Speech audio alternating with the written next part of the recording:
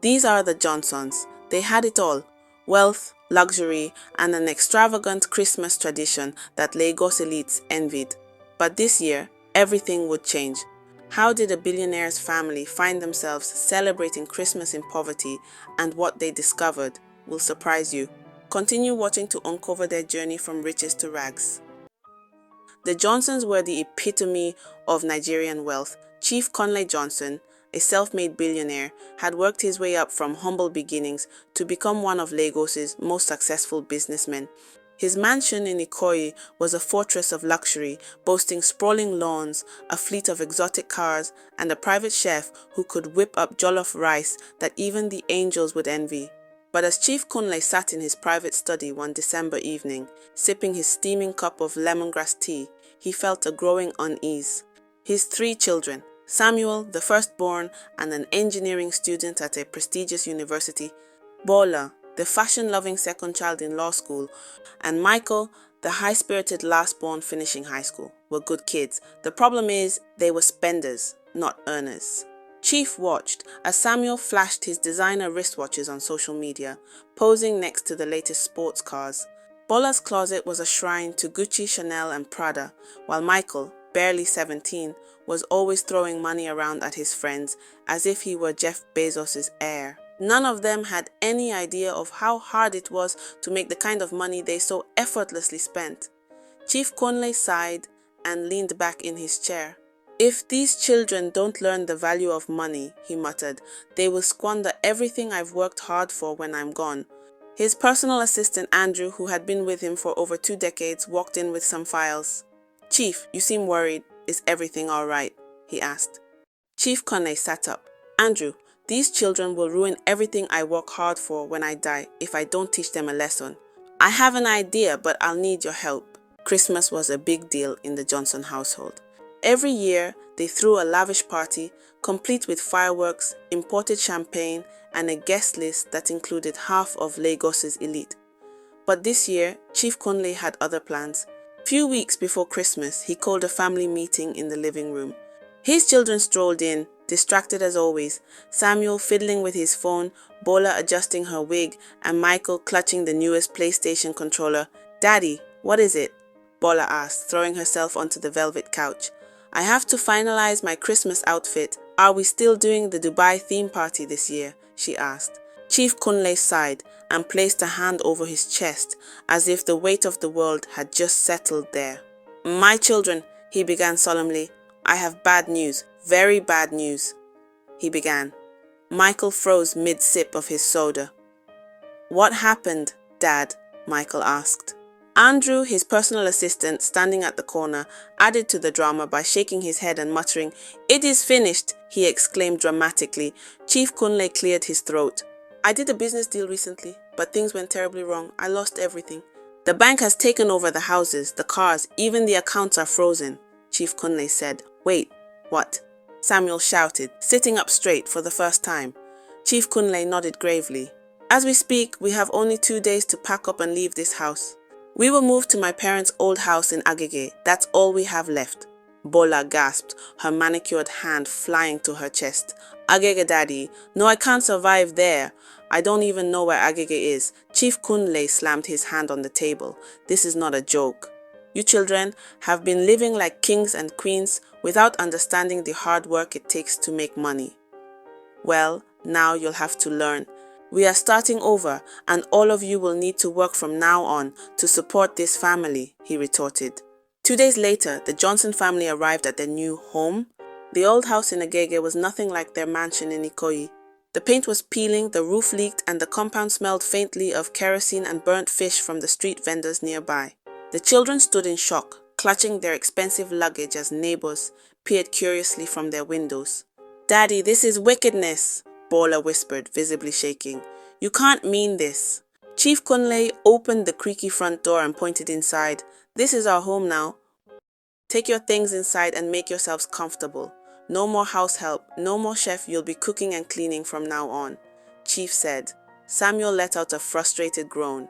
"This can't be real. I have a reputation to maintain." "What if someone sees me here?" he lamented. Chief Kunle gave him a cold look. "Good, let them see." Maybe you'll finally understand what it means to live without a silver spoon. Life in Agege was nothing like Ikoyi. Michael quickly discovered that electricity was a luxury, not a guarantee. Samuel had to fetch water from a nearby borehole, an experience that left his designer sneakers ruined. And Bola, for the first time in her life, had to cook jollof rice over a kerosene stove, resulting in a pot of burnt disaster. The family struggled to adjust. Their once endless credit cards were replaced by small weekly allowances from Chief Kunle, who insisted they find work if they wanted more money. Samuel managed to get a job as a delivery driver, using his car to transport packages across Lagos. Bola started selling thrift clothes on Instagram, though she often whined about how undignified it felt. Michael, too young for formal work, started running errands for neighbors, earning small tips. Life in Agege was tough for the Johnson children, but as the days passed, they began to interact with the people in their new neighborhood. The inhabitants of the bustling community were a sharp contrast to the polished lives they were used to in Ikoyi. The neighbors were boisterous, quick-witted, and surprisingly warm. It was Bola who first broke the ice, although unintentionally. She had gone to nearby market to buy peppers and fish for a stew. She walked in with her designer handbag and an air of superiority, but that quickly evaporated when she tried to haggle the price of fish. "How much is this fish?" she asked the vendor. "Mama Titi." 500 naira, Mama Titi replied. 500 for this tiny fish. "Abeg madam, I'll pay 200 naira. Mama Titi burst into laughter, drawing the attention of the nearby market women. 200 naira for wetting. Na spirit catch the fish for you. The crowd roared with laughter, and Bola, flustered and red-faced, stormed out of the market. But the next day, Mama Titi came by their house with a plate of steaming hot pepper soup. "Take," she said with a wide grin. "I made this delicious catfish pepper soup for you." The kindness melted Bola's pride. The next time she visited the market, she greeted Mama Titi warmly, and soon they were chatting like old friends. Meanwhile, Michael made friends with a group of boys who taught him how to navigate the rough streets of Agege. Jamiu, the leader of the group, introduced Michael to street football and knockouts. Bangers were a staple of every Agege Christmas celebration. 12 sounds banger is mad, Jamiu said one evening, demonstrating how to light the knockout safely. Michael laughed, watching as he light the knockout, then throw it to a distance. He listened to the deafening sounds that erupted from it afterward, with amazement. For the first time since they moved, Michael felt like he belonged. Samuel, on the other hand, had a harder time adjusting.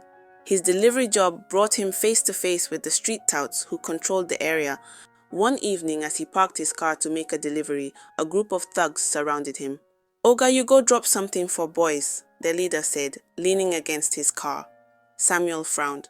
"Drop what? I'm just here for a delivery," he said. "Anything where you get," the thug insisted, eyeing Samuel's shoes. Reluctantly, Samuel handed over the small cash he had in his pocket. But instead of feeling defeated, he later confided in Ibrahim, the owner of the neighborhood barbershop. "Ah, you let those boys collect from you," Ibrahim said, shaking his head. "Next time, call me. We know how to handle them." Over time, Samuel learned to navigate the challenges of the streets with Ibrahim's help. He even started feeling a sense of pride in earning his own money. As Christmas approached, the Johnsons began to notice the infectious energy of the community. Unlike the extravagant parties they were used to in Ikoyi, Agege came alive with simple but heartfelt celebrations. Street carnivals sprang up, with children running around in colorful outfits, their laughter echoing through the narrow streets. Firecrackers lit up the night, and neighbors gathered to share food and music. On Christmas Eve, their neighbor, Mama Titi, hosted a gig for the neighborhood. There was no fancy catering or imported champagne, just big pots of smoky jollof rice, fried chicken, and bottles of soft drinks. Bola joined the women in the kitchen, learning how to stir the jollof without burning it. Michael competed with Jamiu in a knockout battle, much to the amusement of the crowd. And Samuel, for the first time in years, danced freely as Afro beats blasted from the speaker, unbothered by the stares of onlookers. When the neighborhood children formed a circle to sing carols, even Chief Kunle joined in, clapping along with the beat. "This is the best Christmas I've ever had," Michael whispered to Bola, who nodded in agreement. For the first time, the Johnsons felt the true spirit of Christmas. togetherness, gratitude, and joy that didn't require wealth. As the family returned home from the gig, their laughter filled the air. Michael carried a bag of leftover food from Mama Titi, while Samuel and Bola playfully argued about who danced worst at the party. When they entered the house, they heard voices coming from the living room. They paused, exchanging curious looks. It was their father, Chief Kunle, speaking to Andrew, his personal assistant. "The plan has worked better than I imagined," Kunle said, his voice filled with satisfaction. Andrew chuckled. "Honestly, Chief, if I didn't see them now, I wouldn't believe they're the same children who left Ikoyi. Samuel is working hard, Bola is cooking and managing money, and Michael is more disciplined. They've changed completely." The children froze, their smiles fading as the truth sank in. "This was all a plan," Bola whispered, her voice trembling. Michael looked stunned. "We're not broke?" he asked. Chief Conley continued, unaware of their presence. They needed to understand what life is like without privilege. "I wanted them to learn the value of hard work and community, and now they have. I'm proud of them," he said, as his face lit up with pride. Bola stepped forward, her voice shaky but firm. "Daddy, how could you?" she said shakily. Chief Conley turned, startled to see his children standing there. "It wasn't to hurt you," he said gently. "It was to teach you. And look at you now, you've all grown so much," he pointed out. For a moment, there was silence. Then Samuel spoke. "I hated this at first, but now I get it. You wanted us to be better." Michael nodded. "We are better. And honestly, I wouldn't trade this Christmas for anything," Michael added. Bola wiped her tears, a small smile forming on her lips. "You're wicked, Daddy, but thank you." On Boxing Day, the Johnsons packed their bags to return to Ikoyi, but as they left Agege, they felt a pang of sadness. They said goodbye to their new friends, Mama Titi, Jamiu, and Ibrahim, promising to visit soon. Back in their mansion, the luxury no longer felt the same. Instead, it was a reminder of how far they had come. That Christmas, the Johnsons learned a lesson that would stay with them forever. True wealth wasn't about money. It was about family, community, and gratitude. Thank you for watching. Remember to subscribe, like, and comment where you are watching from so that I can give you a shout out in my next video.